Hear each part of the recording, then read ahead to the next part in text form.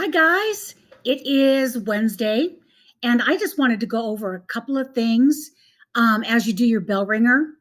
I put up a formula here 5mg3 parenthesis PO subscript 4 parentheses 2mg.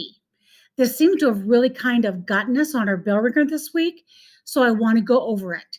First of all, I want you guys to just ignore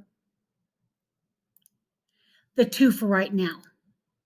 Just ignore that it's there, okay? First thing that you guys always need to do is think about the elements before you do anything else. So take a look. I've got Mg3, PO4, and Mg. Do you see any that are duplicated? Yes, you are right. There's an Mg on this side, and there's an Mg on this side. We only have to list that once. And then we have a phosphorus, and then we have an oxygen. Now let's take a look and figure out the number of atoms we have. Remember, if there is a subscript right here, this subscript always goes with the element in front of it to the left. So this is going to go with the oxygen.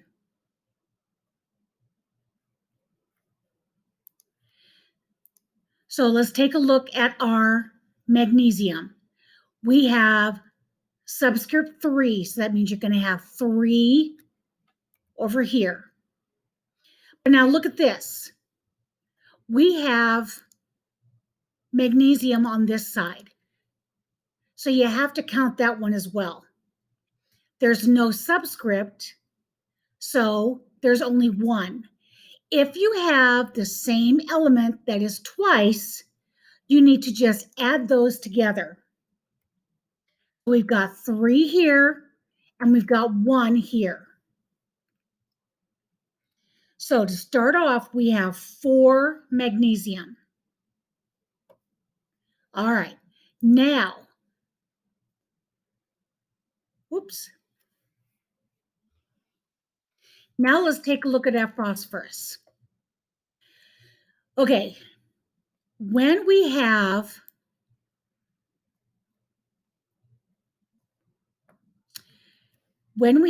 a subscript and a subscript on the outside of a parentheses, think about when you guys do math. When you do math, if anything in the inside has to go together, right? It's one big group. So we're going to keep that subscript of 2 to work with the inside of that parentheses. It's to the left of the parentheses. So that means that it's going to go with the phosphorus and with the oxygen.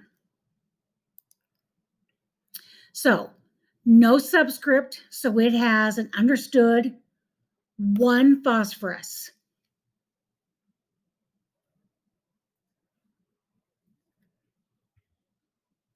Okay, but we have a subscript of 2. Well, let's do what's inside the parentheses first. And this 4 is going to go just to the left of that 1 element. So we start off with 4 oxygen. Okay, now that we have that done, let's work with the subscript on the outside of the parentheses. If it's to the outside of the parentheses, it's going to go with everything inside. You can't add these 2 together because they're not the same. So it has to go with the P and with the O. So we have 1.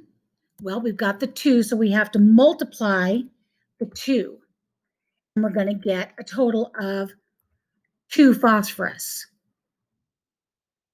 We have a 4 oxygen. The 2 has to go with the oxygen. So we're going to multiply that by 2 and we're going to get 8. Okay, here's the part that we tend to forget.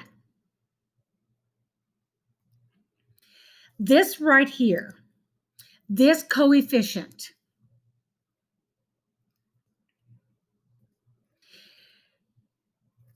it's telling us that this right here, 4 magnesium, 2 phosphorus, 8 oxygen, that is one molecule of this compound.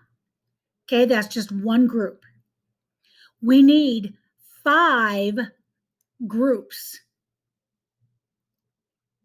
So all you're going to do is multiply each of these answers by 5. Because think about when you learned how to do your multiplication, it was 4 times 5, it was 4 groups of 5. So 5, 5, 5, 5. So 5, 10, 15, 20. This is the same thing. You're going to have 5 groups of this molecule. So you're going to multiply it. So 4 times 5 is 20. 2 times 5 is 10. And 8 times 5 is 40. Now all you have to do is add them up. 20, 10, 40. So you've got a total of 70 atoms in that big formula. I hope that kind of clarifies. You guys rocked the test when we took the test on counting atoms. When you guys looked at it on Monday, you kind of went, oh, I don't remember how to do this. So I wanted to go over this before you redid your bell ringer and looked at your mistakes from Monday so that you all remembered how to do it. Okay? As always, if you have a question in Miss Watson's room, come over and see me. My kids, don't be shy. You need to come up and ask me questions whenever you have it. All right, guys, make it a great day.